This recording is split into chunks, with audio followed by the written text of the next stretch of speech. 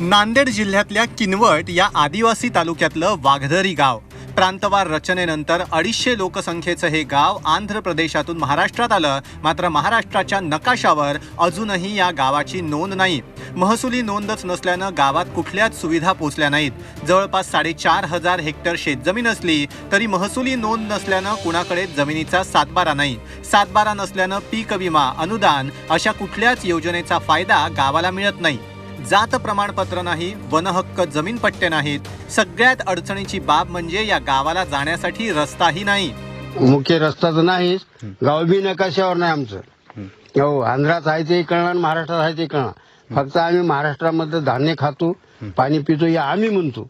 मग आता हाय कुणीकड हे अजून काही आम्हाला कळणार आलंय. गाव नकाशावरच नसल्याचं कळल्यानंतर सहाय्यक जिल्हाधिकारी एस कार्तिकेयन यांनी पायी आणि नंतर दुचाकीवर प्रवास करत गावात भेट देऊन समस्या जाणून घेतली. काही दिवसात आकारबंदी करून हे गाव महाराष्ट्र आणि देशाच्या नकाशावर येईल अशी अपेक्षा आहे.